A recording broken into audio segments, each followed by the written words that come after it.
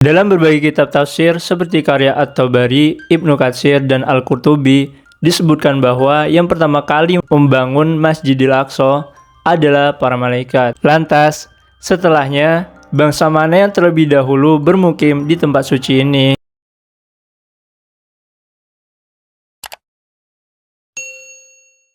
Assalamualaikum warahmatullahi wabarakatuh. Halo teman-teman, apa kabar? Semoga kalian baik-baik saja ya. Selamat datang kembali di channel Mr. Bim, channel yang membahas fakta, misteri, serta sejarah yang ada di berbagai belahan dunia. Masjid Al-Aqsa terletak di kota Al-Quds atau Baitul Maqdis, Palestina. Mahdi Said menjelaskan dalam bukunya yang berjudul Masjid tersebut telah berusia sangat tua. Hal ini juga berdasarkan hadis Nabi Muhammad SAW, sebagaimana diriwayatkan oleh Bukhari Muslim. Al-Aqsa merupakan masjid kedua yang dibangun di muka bumi, yakni setelah Masjidil Haram di Makkah Al-Mukarramah. Dan dalam berbagai kitab tafsir seperti karya At-Tabari, Ibnu Katsir, dan Al-Qurtubi, disebutkan bahwa yang pertama kali membangun Masjid Al-Aqsa adalah para malaikat. Hal ini juga berdasarkan perintah dan atas izin dari Allah Subhanahu wa taala. Mereka menentukan tempat dan menggariskan lokasi bangunan suci tersebut. Di sisi lain, pada umumnya para ulama juga berpendapat bahwa Nabi Adamlah yang pertama kali membangun Masjid Al-Aqsa. Hal tersebut dilakukannya sesuai dengan wahyu dari Allah Azza wa Jalla. Tidak ada bukti-bukti yang pasti mengenai bentuk bangunannya. Sepeninggalan sang manusia pertama, eksistensi masjid tersebut terus tergerus oleh arus waktu. Kemudian selanjutnya, Nabi Ibrahim alaihissalam diperintahkan oleh Allah untuk merenovasi Masjid Al-Aqsa serta meninggikannya. Seusai memindahkan istri dan bayinya, yakni Siti Hajar dan Ismail alaihissalam dari Palestina, Nabi Ibrahim juga membangun Ka'bah di Bakkah atau Makkah Al-Mukarramah. Oleh sebab itu, sosok yang berjulukan Bapak para Nabi ini adalah yang pertama kali merenovasi dua masjid suci sekaligus. Pembahasan kali ini menurut aku sangat menarik teman-teman. Oh iya, jangan lupa siapin snack-snacknya atau cemilan apapun itu dan simak sampai habis, karena aku akan membahas tentang sejarah Al-Quds yang terletak di Palestina dan mungkin belum kalian ketahui. Silakan like, share, dan subscribe jika kalian menyukai videonya. Dan bagi kalian yang ingin kasih saran kita bahas apa di video selanjutnya, langsung saja DM ke IG @bimolaksono atau cantumkan langsung di kolom komentar. Ya udah, langsung saja kita bahas di segmen Kamu Harus Simak.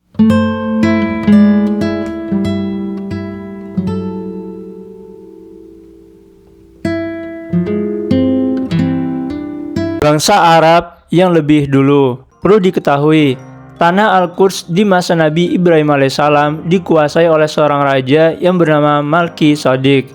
Dan raja tersebut meyakini bahwa alam semesta ini diciptakan oleh Allah, Zat yang Maha Esa dan Maha Kuasa. Maka dari itu, ketika sang Nabi datang ke kotanya, ia pun langsung menyambutnya dengan ramah dan menyatakan beriman kepada ajaran beliau. Renovasi yang dilakukan salah seorang Rasul Ulul Azmi itu terjadi sekitar tahun 2000 sebelum Masehi. Malki Sadik juga merupakan keturunan suku Kanaan. Mahdi Said menjelaskan dalam bukunya yang disebutkan di awal tadi bahwa kelompok etnis tersebut merupakan rumpun dari bangsa Arab. Mereka diduga telah menghuni Palestina sejak tahun 10.000 sebelum Masehi.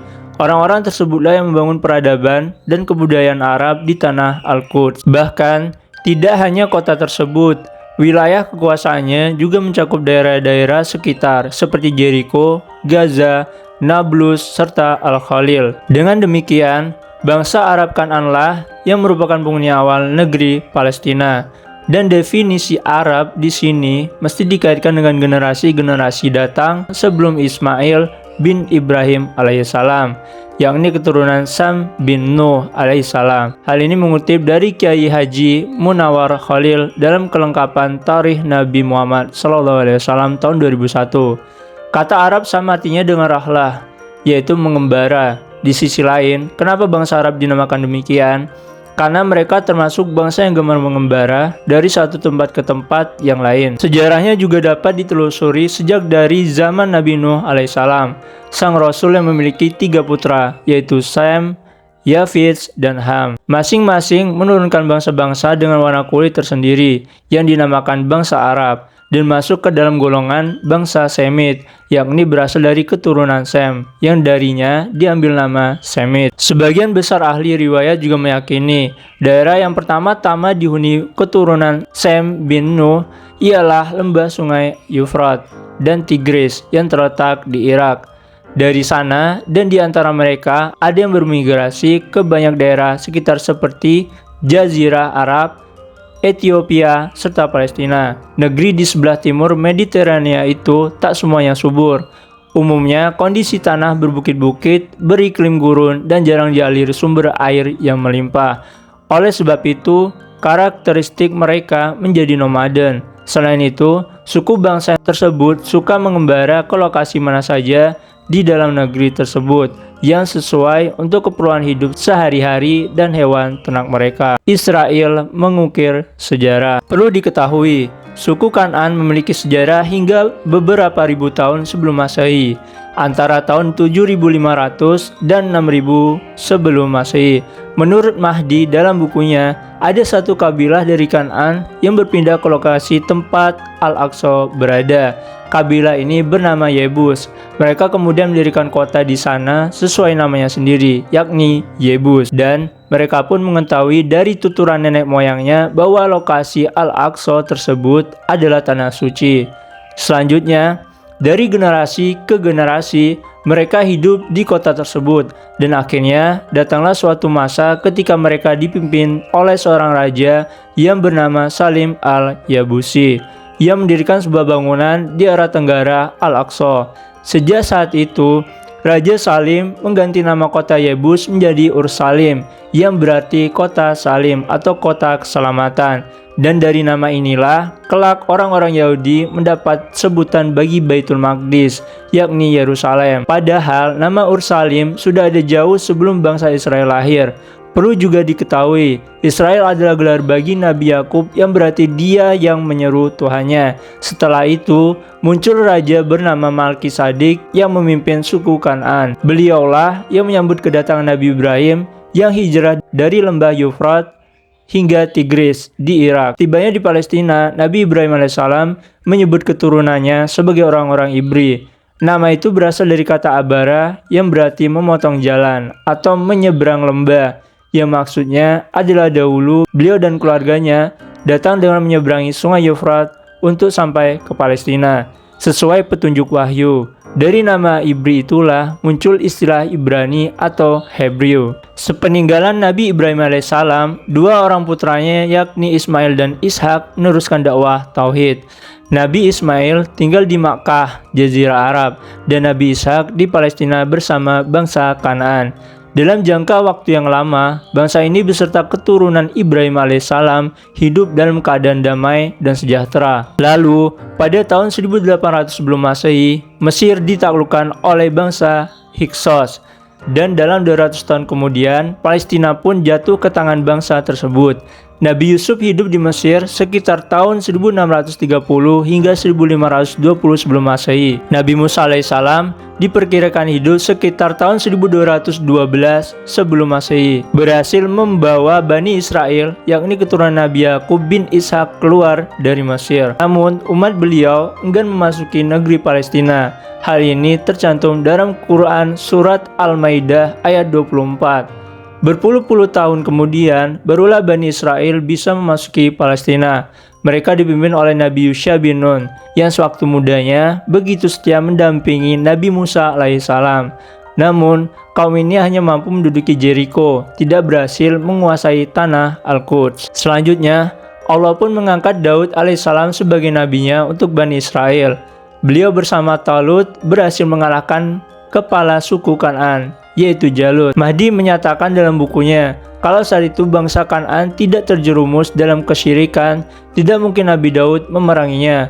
Selama 39 tahun, Nabi Daud memimpin kaumnya dengan beribu kota di Al-Quds, yang namanya kemudian lebih masyhur saat itu sebagai kota Daud. Israel pasca Nabi Sulaiman. Penerus Nabi Daud adalah putranya, yakni Nabi Sulaiman alaihissalam. Pada masanya, Al-Aqsa didirikan menjadi bangunan yang besar dan indah.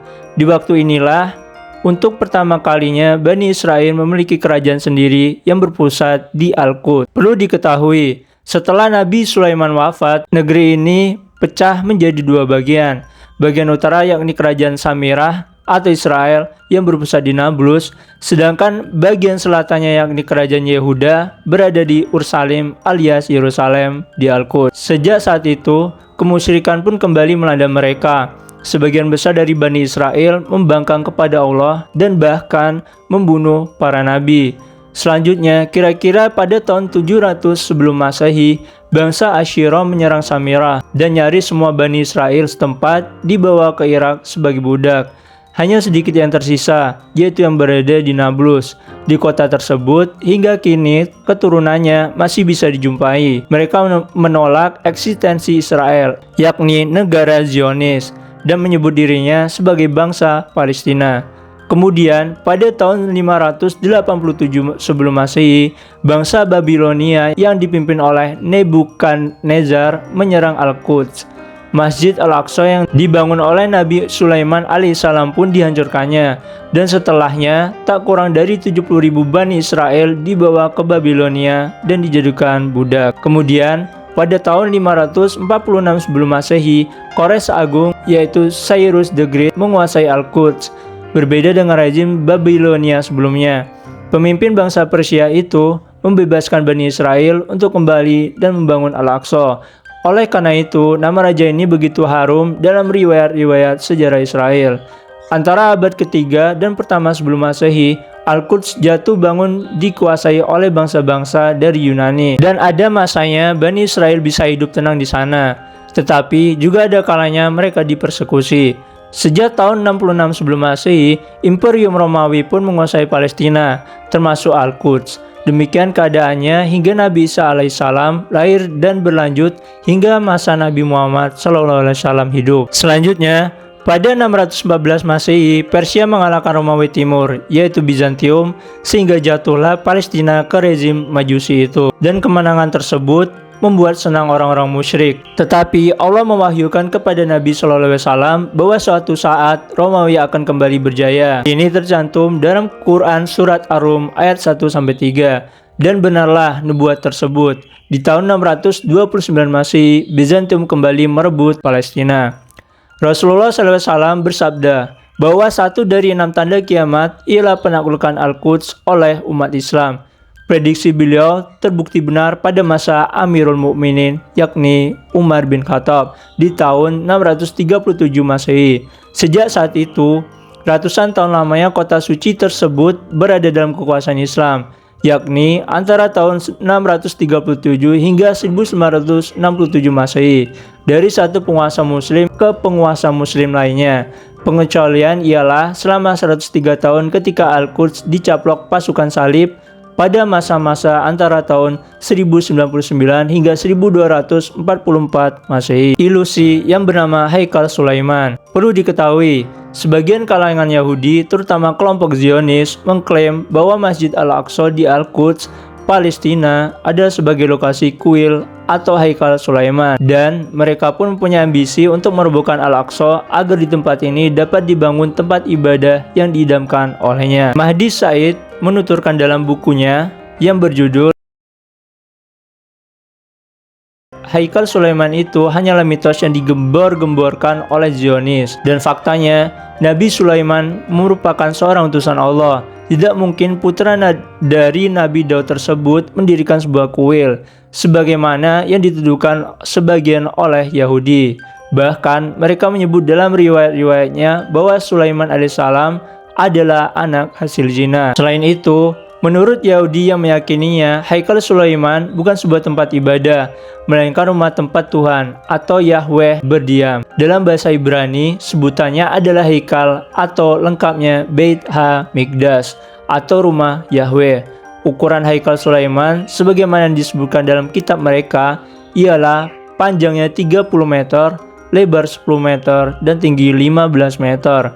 Mereka mengklaim Sulaiman membangun Haikal Sulaiman pada 960 sebelum Masehi sebagai rumah bagi Tuhan dan tempat penyembelihan. Dan lokasi tersebut ada di atas bukit tempat As-Sakhrah kini. Oleh sebab itu, kawasan itu disebut Yahudi sebagai Bukit Haikal, sementara Muslimin menyebutnya Bukit Baitul Maqdis karena di atasnya ada Masjid Al-Aqsa. Mahdi juga menyatakan dalam bukunya, orang yang pertama kali menarik perhatian Yahudi terhadap ide pembangunan Haikal Sulaiman adalah Musa bin Maimun, yaitu dokter Yahudi yang sempat bekerja pada Bani Umayyah di Andalusia ini, pernah berziarah ke Al-Quds pada tahun 1267 Masehi. Ratusan tahun kemudian, lebih tepatnya pada 1560 Masehi, seorang rabi Yahudi merekayasa ide ritual menangis di tembok Masjid Al-Buraq, bagian dari kompleks Al-Aqsa. Alasannya, tembok itu diklaimnya bagian dari sisa-sisa Haikal Sulaiman. Dan inilah yang sekarang populer sebagai tembok ratapan. Sumber satu-satunya perihal Haikal Sulaiman adalah Taurat. Padahal kitab itu sudah mengalami distorsi akibat tangan-tangan tak bertanggung jawab dari kalangan Yahudi, terutama sejak Babilonia menyerang Al-Quds pada 587 sebelum Masehi. Bangsa dari Irak itu meruntuhkan Al-Aqsa dan membakar tabut perjanjian, yang termasuk di dalamnya ada mushaf Taurat. Ketika kaum Yahudi kembali ke Al-Quds berkat kebaikan Kores Agung, tak ada di antaranya yang hafal seluruh Taurat. Maka begitu di Tanah Suci, sebagian mereka menulis Taurat dari pemikiran sendiri, atau kalaupun ada, hafalan-hafalan yang tersisa hanya dari Taurat yang asli. Sementara itu, Al-Aqsa sudah ada jauh sebelum Bani Israel ada, dan Allah telah menetapkan kawasan suci itu sebagai lokasi berdirinya tempat ibadah, bukan tempat untuk menyekutukannya. Dengan demikian, Masjid Al-Aqsa sudah ada sebelum Nabi Sulaiman. Lalu, sang Nabi datang, membangun dan memperbaikinya. Maka, jadilah Masjid Islam, sedangkan tanahnya merupakan milik bangsa Palestina. Adanya entitas bernama Israel sekarang merupakan Zionis dalam bentuk negara. Secara bahasa, Zionis berarti mereka yang mendambakan kembali ke Bukit Zion, yakni sebuah kawasan geografis di Baitul Maqdis, disebut pula Yerusalem, Palestina. Lalu, Kongres pertama Gerakan Zionis Internasional diselenggarakan di Basel, Swiss pada tahun 1897. Dan tokoh utamanya ialah seorang aktivis Yahudi dari Austro-Hungaria, yaitu Theodor Herzl. Perlu diketahui, dia dan para pendukungnya mendambakan negara bagi seluruh orang Yahudi yang pada saat itu hidup terpencar-pencar di berbagai belahan dunia. Sebelum tahun 1897, Zionisme sesungguhnya sudah ada, tetapi wujudnya masih dalam bentuk sebuah kepercayaan tradisional, yang berarti orang-orang Yahudi mempercayai bahwa Tuhan telah berjanji kepada Nabi Musa untuk menganugerahkan Yerusalem kepada bangsa Yahudi. Oleh sebab itu, mereka meyakini kota suci tersebut suatu saat bakal menjadi miliknya untuk selamanya. Sejak Kongres di Basel pada 1897 tersebut, mengemukalah apa yang disebut Zionisme politik. Hal ini tidak sama seperti yang diusung Yahudi tradisional atau Yahudi asli. Zionisme tradisional meyakini kembalinya mereka ke Bukit Zion hanya terjadi ketika sang raja Yahudi alias juru selamat atau Mesias mereka telah datang di antara mereka, dan Mesias ini akan memimpin mereka untuk mengambil alih Yerusalem. Sedangkan Zionisme politik yang diusung oleh Theodor Herzl dan para pendukungnya menganggap bahwa pengambil alihan Bukit Zion tidak perlu menunggu kedatangan sang juru selamat. Bagi mereka, kaum Yahudi harus aktif sendiri dan merebut tanah yang dijanjikan itu dengan cara apapun. Perpecahan antara Zionisme tradisional dan politik sebenarnya sudah tampak bahkan sebelum Kongres di Swiss tersebut. Dan faktanya, hampir seluruh pendiri gerakan Zionis internasional adalah keturunan Yahudi imigran dari Eropa, bukan berasal dari Timur Tengah. Nyaris mereka semua juga adalah Yahudi Ashkenazi. Ada berbagai hipotesis tentang asal mula Ashkenazi. Ernest Renan pada tahun 1823 hingga 1892, yakni seorang filsuf Prancis yang juga pakar sejarah Semit, mengemukakan teori Khazaria. Mengutip karyanya yang berjudul Beliau berpendapat, Yahudi Ashkenazi adalah keturunan bangsa Khazar yang pernah berjaya di Asia Tengah. Mereka pun tidak berasal dari Kanaan atau Palestina. Justru asalnya adalah bangsa Turki. Hal ini merujuk pada Asia Tengah, bukan negara Turki modern yang kemudian memeluk agama Yahudi. Seusai bangsa Mongol menyerbu Imperium Khazaria di utara Laut Kaspia, mereka pun bermigrasi ke Eropa. Dan bahasa yang dipakainya bukanlah bahasa Ibrani seperti kebanyakan kaum Yahudi penghuni Kanaan, melainkan bahasa Yiddish. Selain itu, ada riset tes genetik terkait Yahudi Ashkenazi. Riset ini dilakukan oleh seorang ahli genetika dari Universitas Johns Hopkins School of Public Health, Eran El-Haik. Pada 2013, ilmuwan Israel ini mempublikasikan hasil penelitiannya dalam artikel yang berjudul Dia menemukan genom orang Yahudi Ashkenazi didominasi komponen Khazaria 30 hingga 38%. Sementara itu, komponen Timur Tengahnya sangat kecil. Artinya, mereka sangat sulit untuk dianggap berasal dari tanah Kanaan atau Palestina. El-Haik juga mengungkapkan ada yang kesamaan genetika antara Yahudi Ashkenazi dengan populasi Kaukasus bila ditinjau dari garis ayah, berdasarkan riset atas Y kromosom DNA. Maupun garis ibu bila dilihat dari mitokondrial DNA. Lantas, bagaimana mungkin Yahudi Ashkenazi mengklaim Yerusalem sebagai tanah airnya? Ya teman-teman, itulah pembahasan kita kali ini. Ada positif yang dapat kita ambil dari pembahasan tersebut. Oh iya, kalau ada yang salah, tolong dikoreksi ya teman-teman. Sekali lagi, terima kasih buat kalian yang sudah nonton video ini. Seperti biasa, simak juga video bermanfaat lainnya yang ada di channel ini. Dan jangan lupa support dengan like, komen, dan subscribe. Sekian pembahasan dari saya, sampai jumpa di pembahasan selanjutnya. Terima kasih.